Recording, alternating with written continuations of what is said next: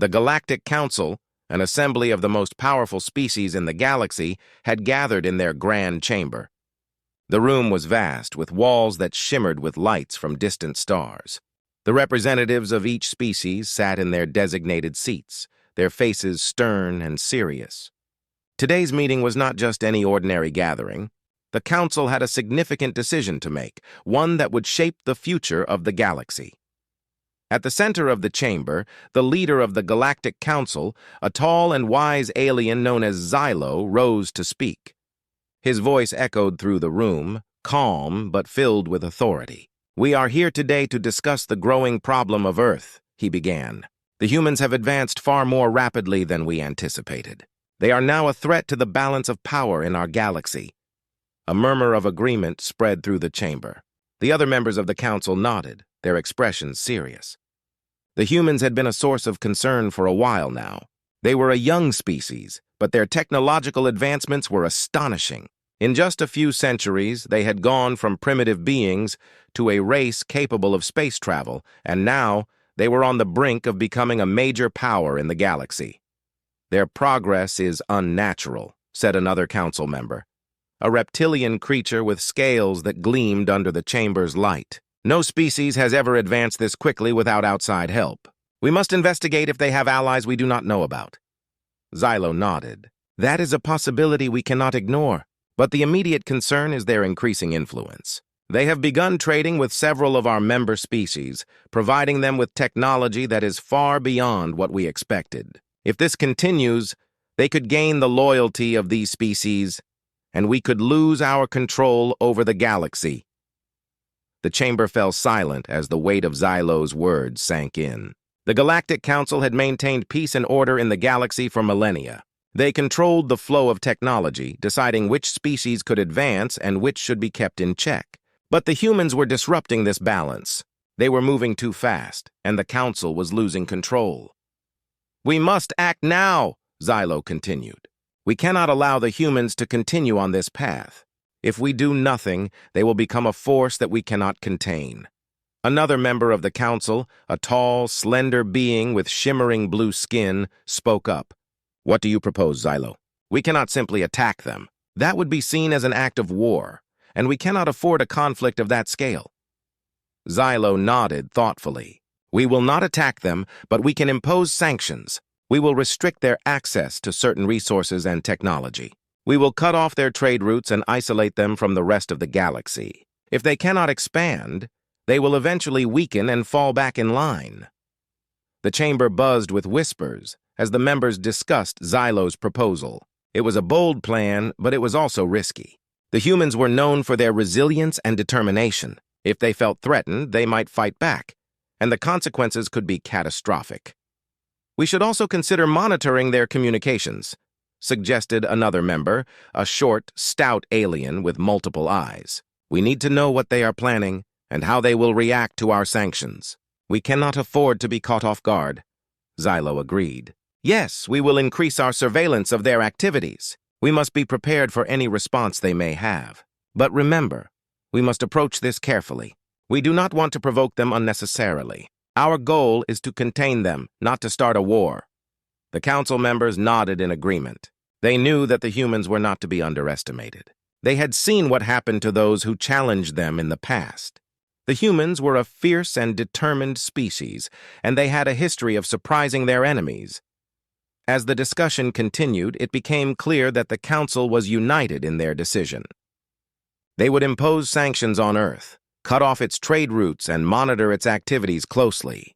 They believed that this would be enough to keep the humans in check and maintain the balance of power in the galaxy. But as the meeting drew to a close, a sense of unease lingered in the air. The council members knew that they were taking a risk. The humans were unpredictable, and no one could say for sure how they would react to the sanctions. But the council had made its decision. They would move forward with their plan and hope that it would be enough to contain the threat.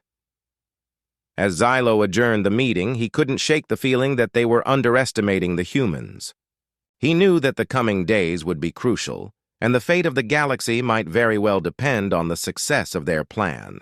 The council members filed out of the chamber, each one lost in thought. They had made their decision, but only time would tell if it was the right one. The future of the galaxy was uncertain, and the shadow of Earth's retaliation loomed large in their minds. Earth was in a state of quiet tension. The leaders of the world had received the Galactic Council's message, a message filled with threats, sanctions, and demands. It was clear that the Council wanted to put Earth in its place, to remind humanity that they were still considered a lesser race in the grand scheme of the galaxy. Inside the Earth Alliance headquarters, a large, secure facility deep underground, the world's most powerful leaders gathered. The room was simple but filled with advanced technology, screens lining the walls, displaying data from across the galaxy. The mood in the room was serious. There was no room for panic, only planning. President Elena Moore, the leader of the Earth Alliance, stood at the head of the table. She was a strong woman, known for her calm demeanor and sharp mind. Her voice was steady as she spoke to the room full of military generals, scientists, and diplomats. "The Galactic Council believes they can control us," President Moore began. "They think we will bow down to their demands and accept their sanctions without question, but they are wrong." The room remained silent, but the determination was visible on every face. The Council's demands had only strengthened their resolve. Earth had faced many challenges before, and this was just another one they would overcome. General Marcus Reed, the head of Earth's military forces, leaned forward. His face was lined with years of service, and his eyes were filled with the wisdom of many battles.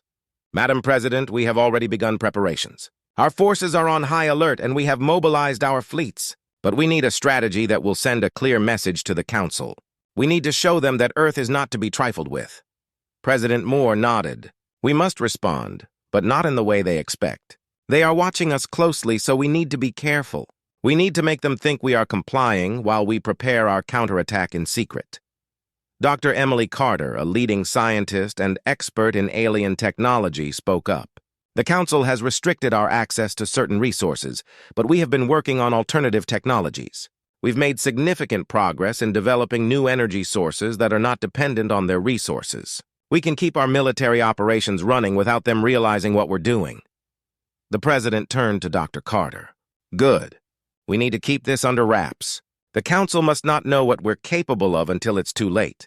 General Reed nodded in agreement.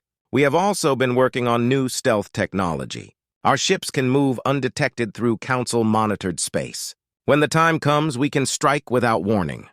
The plan was beginning to take shape. Earth would play along with the Council's demands on the surface, but beneath the facade, they would prepare for retaliation. The key was to keep everything hidden until the last moment. "Diplomatically, we will send a message to the Council expressing our regret for the situation," said Ambassador Sophia Lee, Earth's representative to the Galactic Council. "We'll tell them we are considering their demands and will work towards compliance. This will buy us some time while we finalize our plans." President Moore smiled slightly. "Good. Let them think we are weak, that we are hesitating. It will make our response all the more powerful when we reveal what we've been preparing." The room was filled with a quiet determination. Each person knew their role, and each was committed to ensuring the success of the plan. There was no room for error.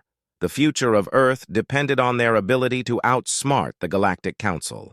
The meeting continued, with each department head detailing their part of the operation. The scientists would continue their research in secret, developing new weapons and technologies that could give Earth an advantage. The military would train intensively, preparing for the inevitable confrontation. And the diplomats would keep the Council distracted, feeding them just enough information to make them believe that Earth was complying. As the meeting drew to a close, President Moore addressed the room one last time. "We are facing a powerful enemy, but we have faced worse before. The Galactic Council thinks they can bully us into submission, but they have underestimated the strength and resilience of humanity. We will not go quietly into the night. We will fight back, and when we do, the galaxy will know the true power of Earth." The leaders left the room with a sense of purpose. There was much to do, but they were ready. They knew that the path ahead would be difficult, but they were confident in their ability to protect their planet and their people. Outside the headquarters, the world continued on as usual, unaware of the storm that was brewing beneath the surface. The people of Earth went about their daily lives, blissfully unaware of the plans being set in motion to ensure their future. But in the quiet corridors of power, the preparations continued. Earth's leaders were not planning for a simple defense. They were planning for a retaliation that would shake the very foundations of the Galactic Council. When the time came, they would strike, and the galaxy would never be the same. For now, Earth would remain silent, appearing to comply with the Council's demands. But the quiet was deceptive. It was the calm before the storm, a storm that would soon be unleashed with a force that the galaxy had never seen before. The Galactic Council had no idea what was coming. As they continued to impose their will on Earth, demanding compliance with their oppressive sanctions, they believed humanity had no choice but to bow. Little did they know, Earth had been quietly preparing, and the time for retaliation had come. In the dark void of space, far from the prying eyes of the Council's patrols, Earth's fleet lay in wait. The ships were cloaked in the latest stealth technology, rendering them invisible to any scanning equipment. General Marcus Reed stood on the bridge of the Valkyrie, the flagship of Earth's fleet. He watched as the final preparations were made. "Status report," General Reed commanded, his voice calm but filled with determination. "Stealth systems are active, sir. All ships are in position," reported Lieutenant Sarah Collins, the fleet's communications officer. Her fingers danced across the console as she monitored the fleet's status.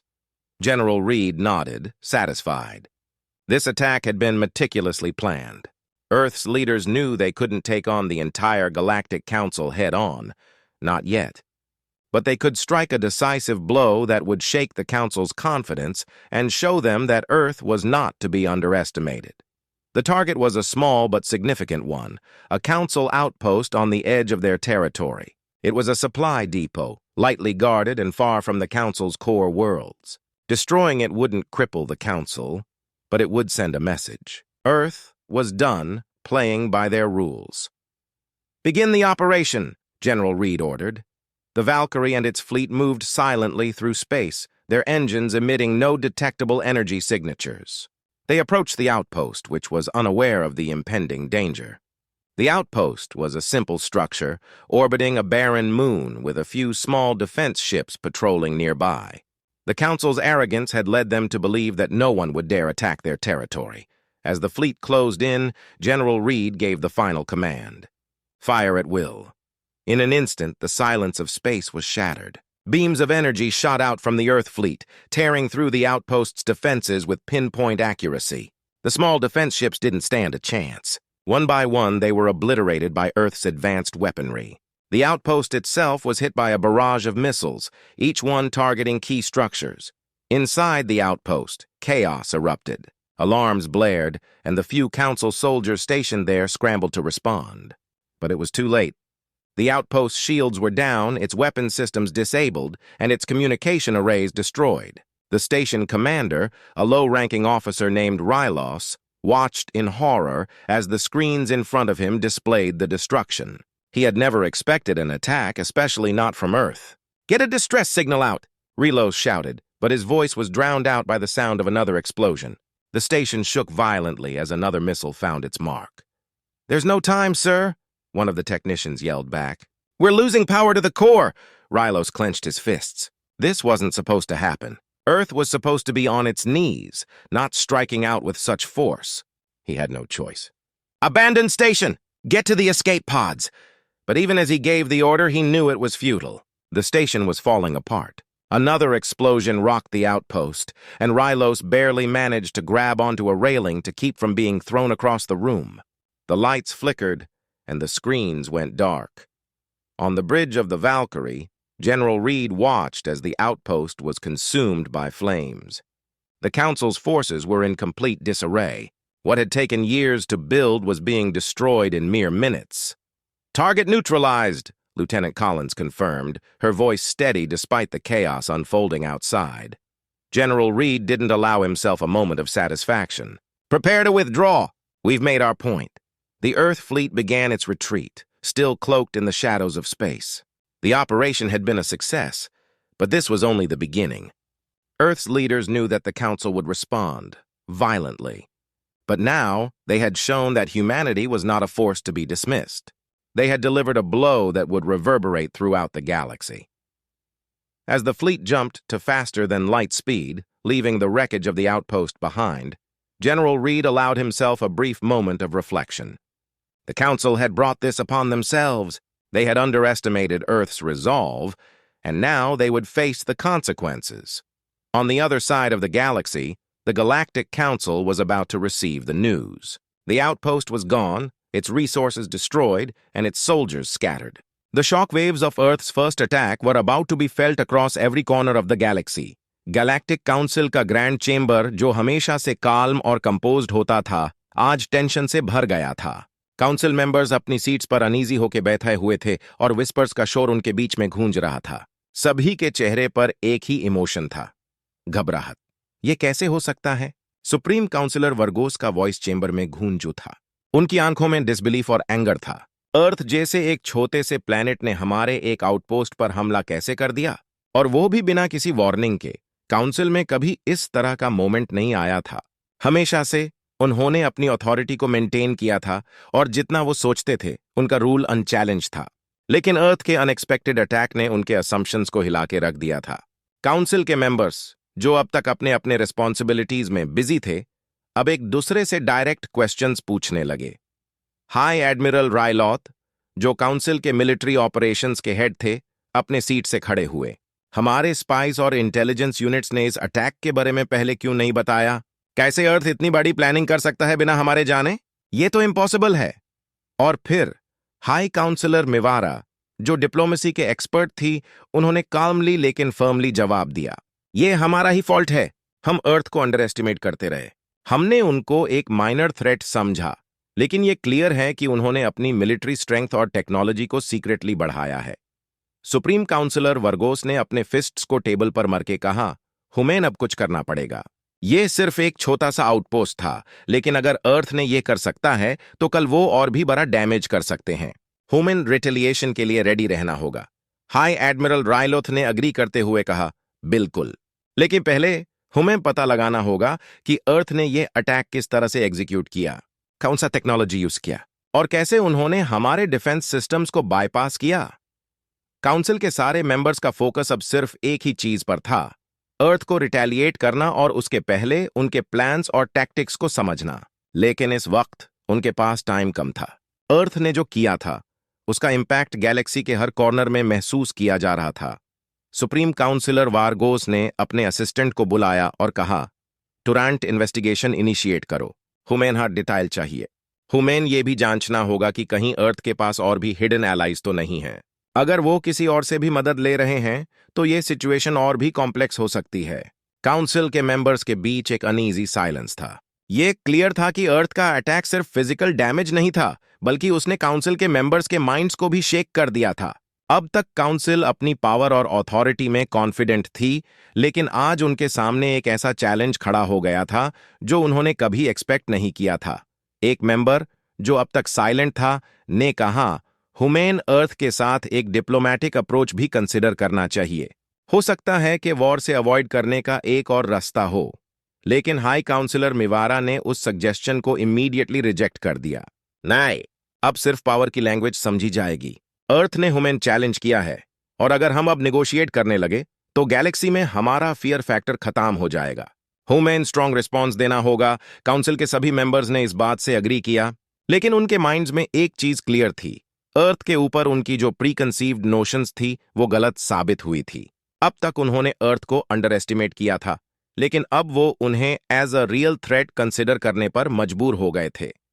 Supreme councillor वारगोस ने meeting को conclude करते हुए कहा, next meeting में हमें अर्थ के response के लिए एक सॉलिड प्लान रेडी करना होगा, और इस बार कोई भी मिस्टेक नहीं होने देंगे। काउंसिल चेंबर में एक अनईजी साइलेंस छा गया था।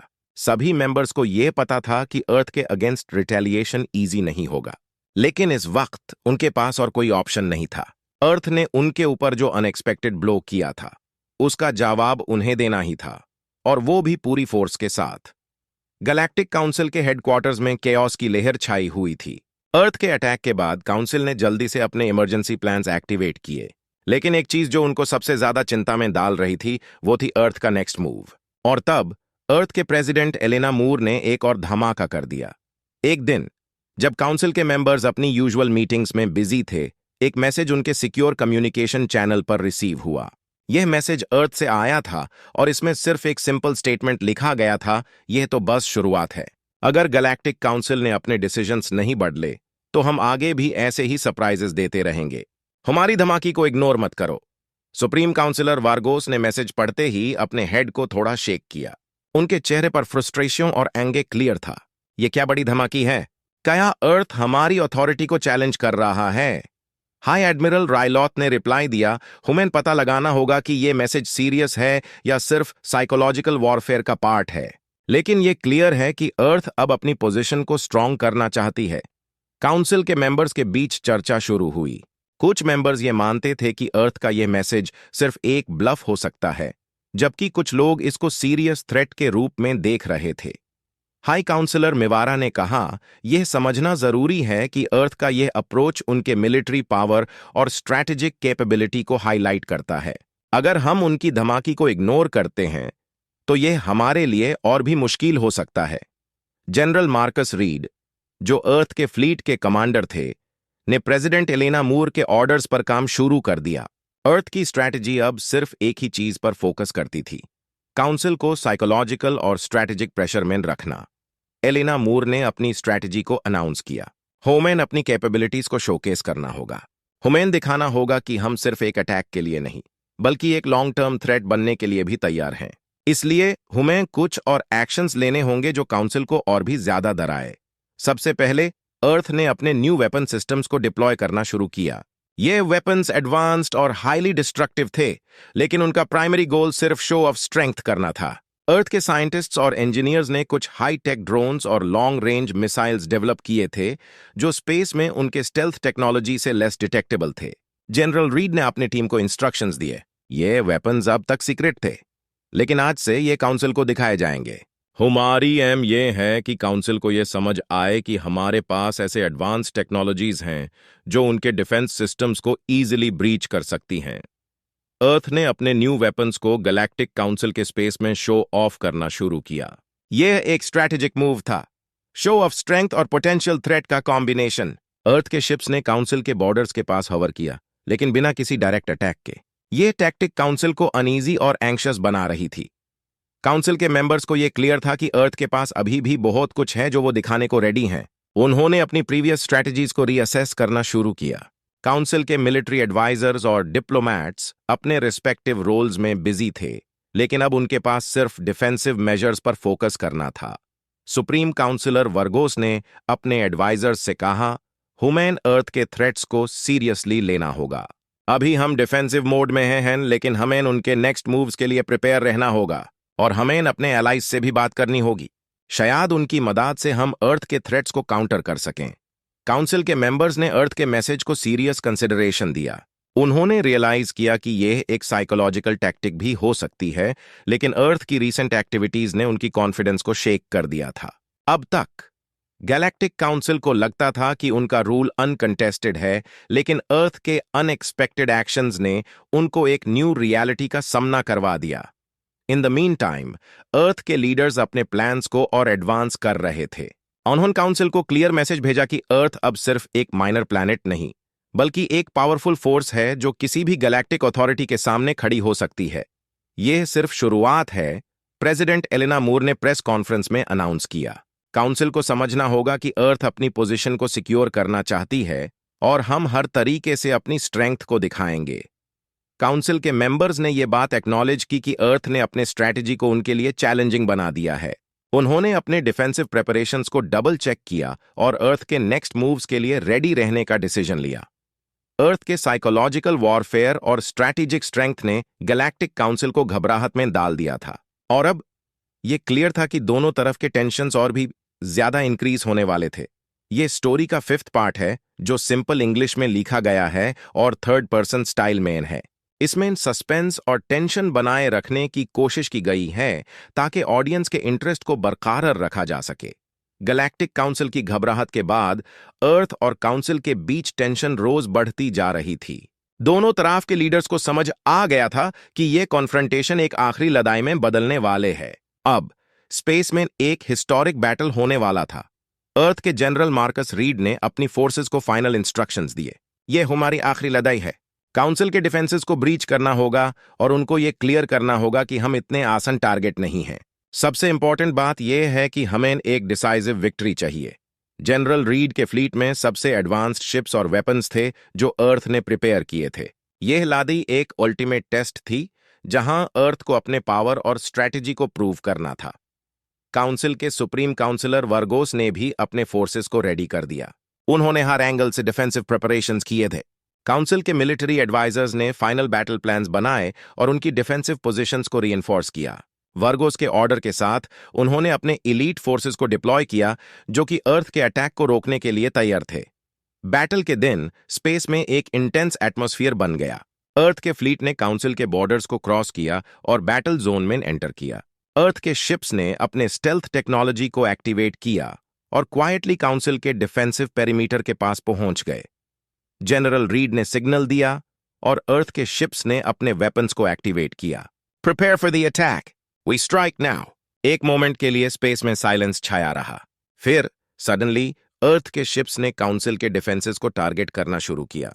बीम्स ऑफ एनर्जी और मिसाइल्स काउंसिल के शिप्स और डिफेंस इंस्टॉलेशंस को हिट करने लगे। काउंसिल के डिफेंसिव सिस्टम्स को ब्रीच करना मुश्किल था, लेकिन अर्थ के एडवांस्ड वेपन्स ने एक मैसिव इंपैक्ट क्रिएट किया। काउंसिल के फोर्सेस ने अपने डिफेंसिव टैक्टिक्स को एग्जीक्यूट किया। उन्होंने अर्थ के अटैक्स को काउंटर करने के लिए शील्ड्स और काउंटर मेजर्स डिप्लॉय किए, लेकिन अर्थ के वेपन्स के अगेंस्ट उनकी डिफेंसेस क्विकली ओवरवेल्म्ड हो गई। सुप्रीम काउंसिलर वार्गोस अपने कमांड सेंटर में बैटल को मॉनिटर कर रहे थे। उनके सामने एक लार्ज स्क्रीन था जिसमें अर्थ के अटैक्स और काउंसिल के काउंटर अटैक्स का लाइव फीड दिखाया जा रहा था। वार्गोस का चेहरा टेंशन से काला पड़ा हुआ था। उनकी अटैक की इंटेंसिटी देख कर लगता है कि अर्थ ने अपनी फुल फोर्स डिप्लॉय की है। उन्होंने कहा, हमारी डिफेंसेस को ज्यादा इफेक्टिव बनाना होगा, वरना हम बैटल को लूज कर देंगे। काउंसिल के मिलिट्री पर्सनल अपने बेस्ट एफर्ट्स लगा रहे थे, लेकिन अर्थ के शिप्स ने हर पॉसिबल एंगल से अटैक किया। उन्होंने काउंसिल के की टारगेट्स को प्रायोरिटाइज किया, जिसे कि सप्लाई डिपोज और कमांड सेंटर्स। अर्थ के स्ट्रैटेजी ने काउंसिल के फोर्सेस को कंफ्यूज और डिसोरिएंट कर दिया था। जनरल रीड ने अपने फ्लीट को कोऑर्डिनेटेड अटैक्स के लिए गाइड किया। हमारा एम है कि काउंसिल के कमांड स्ट्रक्चर को डिसरप्ट करना है। जब तक उनका कमांड कंट्रोल डिस्टर्ब्ड नहीं होता, तब तक यह बैटल चैलेंजिंग रहेगा। अर्थ के एडवांस्ड ड्रोन्स ने भी बैटलफील्ड में अपना रोल प्ले किया। उन्होंने काउंसिल के कम्युनिकेशन सिस्टम्स को जाम कर दिया, जिससे कि काउंसिल के फोर्सेस एक दूसरे से इफेक्टिवली कम्युनिकेट नहीं कर पाए। यह टैक्टिक काउंसिल के कोऑर्डिनेशन को डिसरप्ट करने में सक्सेसफुल रही। जब बैटल अपने पीक पर पहुंच गया, तब जनरल रीड ने एक क्रूशल मूव किया।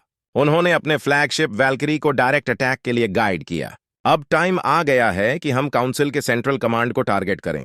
यह हमारे विक्ट्री के लिए क्रिटिकल होगा। वल्कीरी ने काउंसिल के सेंट्रल कमांड स्टेशन पर एक पावरफुल स्ट्राइक किया। स्टेशन के शील्ड्स को ब्रीच करते हुए अर्थ के मिसाइल्स ने डायरेक्ट हिट किया। कमांड स्टेशन के अंदर एक्सप्लोजन्स और कैओस छा गया। काउंसिल के लीडरशिप को पता चल गया कि उनका कमांड सेंटर सीवियरली डैमेज्ड हो गया है। सुप्रीम काउंसिलर वर्गोस ने रियलाइज किया कि यह बैटल उनके हाथ से निकाल गया है। उन्होंने अपने रिमेनिंग फोर्सेस को रिट्रीट का ऑर्डर दिया। रिट्रीट! हमारे फोर्सेस को सेफ पोजीशंस पर ले जाओ। अर्थ के अगेंस्ट हम अब कुछ नहीं कर सकते। काउंसिल के फोर्सेस ने अपने रिट्रीट ऑपरेशंस को स्टार्ट किया। बैटल जोन में एक इंटेंस ऑरा छा गया, जहां अर्थ के फोर्सेस ने विक्ट्री अचीव किया। जनरल रीड ने अपने फ्लीट को बैटल एरिया से विथड्रॉ करने का ऑर्डर दिया, लेकिन उन्होंने अपनी विक्ट्री को कंफर्म करने के लिए काउंसिल के स्ट्रैटेजिक पोजीशंस पर मॉनिटरिंग कंटिन्यू रखा। अर्थ के फोर्सेस की विक्ट्री ने गैलेक्टिक पॉलिटिक्स को कंप्लीटली चेंज कर दिया। काउंसिल ने रियलाइज किया कि अर्थ के साथ कॉन्फ्रंटेशन एक सीरियस थ्रेट है और उनको अपने फ्यूचर प्लान्स और पॉलिसीज को रीथिंक करना पड़ेगा। जनरल रीड ने अपनी फोर्सेस को सेलिब्रेट करने का ऑर्डर दिया। यह विक्ट्री अर्थ के लिए एक मेजर अचीवमेंट थी और उन्होंने अपने स्ट्रेंथ और स्ट्रैटेजी को गैलेक्सी के सामने प्रूव कर दिया। अब गैलेक्टिक काउंसिल को एक न्यू रियलिटी का सामना करना पड़ेगा, जहां अर्थ ने अपने पावर और रिजॉल्व को क्लियर कर दिया है।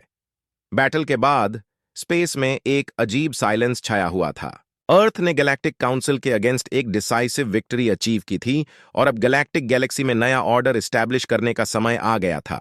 जनरल मार्कस रीड और प्रेसिडेंट एलिना मूर ने फ्यूचर की प्लानिंग शुरू कर दी थी। काउंसिल के लीडरशिप को डिफीट के बाद बहुत कुछ सोचने की जरूरत थी। गैलेक्टिक काउंसिल के मेंबर्स ने अपनी इमरजेंसी मीटिंग बुलाई, जिसमें उन्होंने अपने फ्यूचर स्ट्रैटेजीज और प्लान्स को डिस्कस किया। उनकी पोजीशन अब वीक थी और उनको अर्थ के सामने एक न्यू रियलिटी का सामना करना पड़ रहा था। सुप्रीम काउंसिलर वार्गोस ने अपने कॉलीग्स से कहा, हुमेन समझना होगा कि हमारी ट्रेडिशनल मेथड्स और स्ट्रैटेजीज अब इफेक्टिव नहीं रही।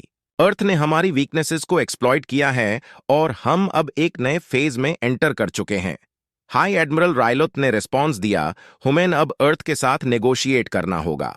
यह क्लियर है कि उन्होंने अपनी स्ट्रेंथ और कैपेबिलिटीज को प्रूव कर दिया है। अगर हम नेगोशिएशन के थ्रू एक न्यू ऑर्डर इस्टेब्लिश नहीं करते तो हमारी पोजीशन और भी वीक हो जाएगी।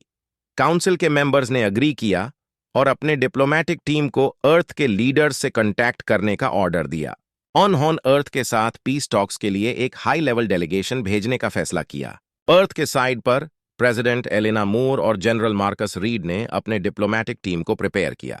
एलिना मूर ने अपने टीम को इंस्ट्रक्शंस दिए, हुमेन पीस टॉक्स में स्ट्रांग पोजीशन मेंटेन करनी होगी, लेकिन साथ ही हमें ऐसे टर्म्स प्रपोज करने होंगे जो गैलेक्टिक काउंसिल को एक्सेप्ट करने के लिए कन्विंस कर सकें। पीस टॉक्स के शुरू होने पर काउंसिल और अर्थ के रिप्रेजेंटेटिव्स एक न्यूट्रल स्पेस स्टेशन पर मिलने वाले थे। यह स्टेशन एक एडवांस्ड फैसिलिटी था जो सिक्योर और न्यूट्रल ग्राउंड्स प्रोवाइड करता था। काउंसिल के रिप्रेजेंटेटिव्स का delegation led by supreme councillor Vargos Earth के रिप्रेजेंटेटिव्स के सामने आया। पीस टॉक्स शुरू हुए और दोनों साइड्स ने अपने पॉइंट्स और डिमांड्स प्रेजेंट किए।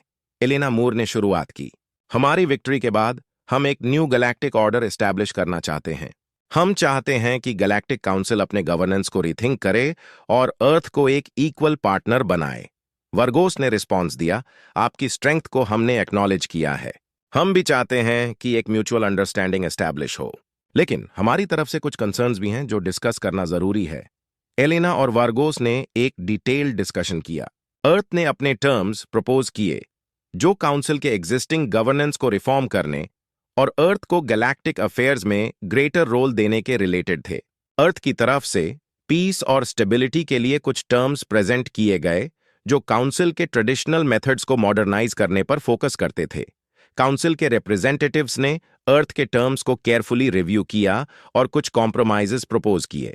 उन्होंने अग्री किया कि एक न्यू गैलेक्टिक काउंसिल जिसमें अर्थ को भी सिग्निफिकेंट रिप्रेजेंटेशन दी जाए एस्टैब्लिश किया जाएगा। यह काउंसिल गैलेक्टिक काउंसिल के एग्जिस्टिंग स्ट्रक्चर को कॉम्प्लीमेंट करेगा और गैलेक्टिक अफेयर्स को बेटर मैनेज कर सकेगा। एलेना ने अपने फाइनल स्टेटमेंट में कहा, यह अग्रीमेंट एक नई बिगिनिंग है। हमारी एम यह है कि एक पीसफुल और कोऑपरेटिव गैलेक्टिक सोसाइटी बिल्ड की जाए।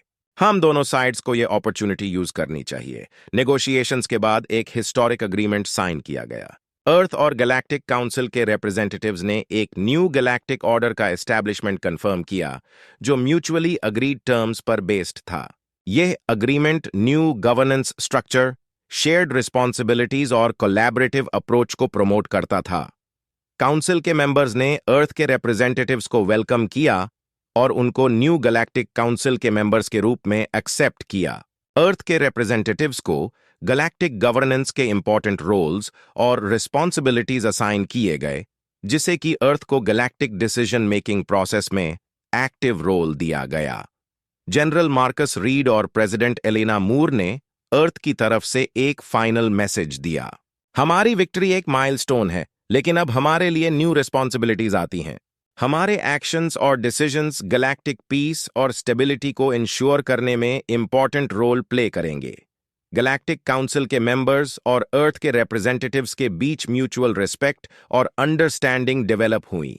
पीसफुल और कोऑपरेटिव गैलेक्टिक ऑर्डर के एस्टैब्लिशमेंट के साथ गैलेक्सी के फ्यूचर के प्रॉस्पेक्ट्स ब्राइट नजर आने लगे।